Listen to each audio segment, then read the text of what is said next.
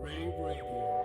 With rants and raves, you'll be okay. And today is your lucky day. It is rants and raves with Gary K.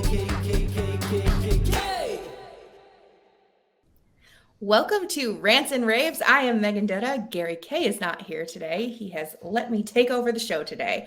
So let's dive right in. I am joined by Dave Valentukonis, who is the Technical Services Manager for America at Siemon. Hey, Dave, how's it going? Hi, Megan. How are you today?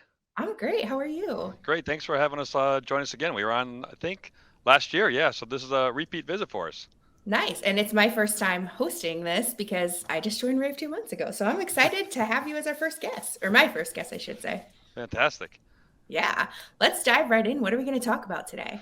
Well, if you don't mind, I'll pop up my screen here. Great. Siemon is actually an infrastructure manufacturer. So we make the network cabling systems that a lot of these systems go on now that they've kind of converted to IP-based, systems. So wanted to provide a little bit of a background on how that can be used to help, kind of with integration and people selecting the media that'll operate your system. So for us, it's more about the infrastructure, the cabling topologies that go into setting up that infrastructure for success for these AV applications. And a lot of people on the AV side don't really spend, I think, a lot of time on the infrastructure side. So I just want to do a kind of a high level introduction of some thoughts and things that are going on in the industry that'll help out with that.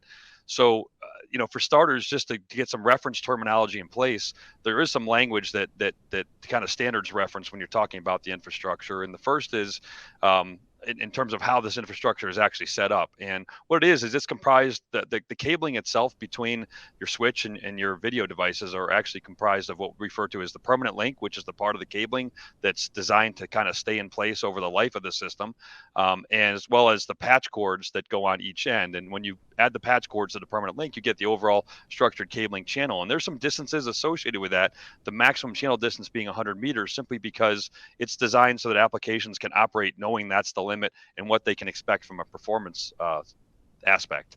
So for most people who are installing structured cabling to support these AV applications, it's typically a 2-connector model, simply a patch panel in the telecommunications room that use a patch cord to connect to the switch. And at the other end, kind of out at the device end, which we refer to as the work area, there's usually a telecommunications outlet that connects the patch cord to that end device.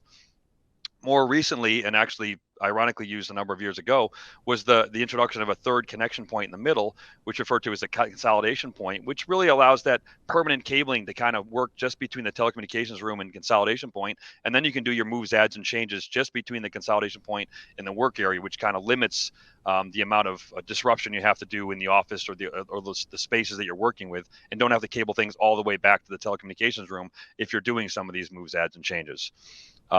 And you can see inside that zone enclosure or the consolidation point, it's just another outlet and plug that goes in there to create a mated connection. More recently, there's been something in the development that's referred to as the modular plug terminated link. And what that's really doing is it really just replaces the telecommunications outlet and patch cord at the end in the work area and replaces that simply with a modular plug that goes direct into the device. And the reason for that is not a lot of these end devices may be in locations that are conducive to having a faceplate or a surface mount box and a patch cord in them. So it's really recognizing that the industry has got some challenges and how they can address it with a different type of topology. When you're running higher levels of categories, it's not the same old small crimp style plug that you might have had in the back of a phone going years ago. The ones now available, like our Z plug, can actually terminate up to category 6A shielded cabling. So what we did is we really actually did some testing of our own. So we actually did it in conjunction with one of our partners, rAVe. And what we wanted to kind of demonstrate was the different types of cabling that should be used for supporting both AV over IP as well as SDVoE applications. So what we did is we kind of created this 3-connector model, which we think is kind of a semi-worst case scenario.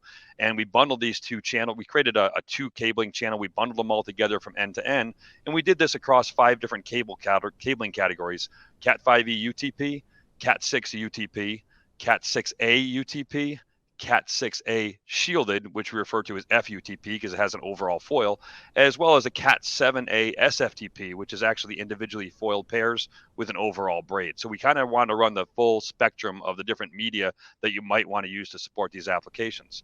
And what we did is we did a single channel configuration where we just basically put that channel. We started with a video source on one end. And then we just connected our HDMI cord to our encoder, put it through our channel to our switch, and then just came out to our decoder and into our video display. And then we also did a dual channel configuration where we did the same thing, but we actually had the channel from our switch to our video display going through a full 100 meters of cabling again. So what we found from this really is that if you're thinking about running voice over IP, which is essentially a 1 gigabit per second signal, you're fine with any of these kind of configurations. But when you go to an SDVoE platform or platforms that require a higher speed above 1 gigabit, specifically with SDVoE, it's more of a 10 gigabit application. That's where you start to find the breakdown between some of the lower cabling categories like Cat5e and 6 and the dual channel configurations, because there's too much crosstalk between the both cables when they run together. So what we're trying to illustrate here is when you're really thinking about higher speed video applications like SDVoE, you really need to think about category 6A or higher cabling systems to support those applications. Additionally, just to keep in mind for people that are installing the infrastructure to support these is that in some cases it might not be today, but it might be in the future, or for some other IP applications, a lot of these end devices are being remotely powered by the switches. And there's been a lot of development in the last 4 years where you can now have up to almost just over 70 watts at the end device. But what happens is when you're actually introducing power over your infrastructure cabling, you do have some heat buildup and that you have to manage, and that's typically managed through bundle sizes. But what we're talking about here is there's some mitigation recommendations that are out there. One of them is to use category 6A or higher performing cables because they have a larger gauges of copper in there, so they can handle that heat load better. And also the shield on shielded cablings does also a great job of mitigating the heat between adjacent cables. So in general, if we had some mitigation recommendations, we just say, look, use smaller bundles if you can. For example, there's if you took a 90 cable bundle, broke it down into 3 bundles of 30, it reduces the heat on those center cables by 25%. If you add a little space between them, like a 1-inch separation, it reduces it even more. So you can see that smaller bundles will make sense. And if you don't really know what media type you're using or what PoE level, just a good guideline is to limit your bundle size to 24. And then finally, to consider the fact that in these places where this infrastructure is run, not only cabling, but the connectivity that's used there are often going to be in plenum spaces. So you're going to want to make sure the products that you're using are for use specifically and certified for use in plenum spaces. Siemon offers a number of connectivity and cabling solutions that meet these requirements. We've specifically developed them because of this kind of broad display of an explosion of IP type devices on the market that just weren't there years ago. So in summary, really only Cat6A or higher should be used to supporting all, if you're not sure of the AV application or you want to ensure future support, use that shielded cabling because it's going to help you handle that remote powering heat loads that are introduced by doing that. There are some different cabling topologies you can deploy, including the modular plug terminated link if you have some challenges where they're mounted. And finally, to keep in mind that not every cable should be installed just for its intended application, but really designed to support pretty much any application that could be used for, whether it be an IP device or an actual 10G base T signal for your Ethernet communication. So really selecting an infrastructure to support all those would work best. So we're going to be at InfoComm this year. We'll be at booth 2021 if anybody wants to see us, and you can also find us on the web at www.siemon.com, as well as all those cool icons there, only half of which I do know. There's Facebook and Twitter and LinkedIn, YouTube. We're on all those media as well. That's pretty much the best booth number, right? Easy to remember. How could you forget that? So awesome.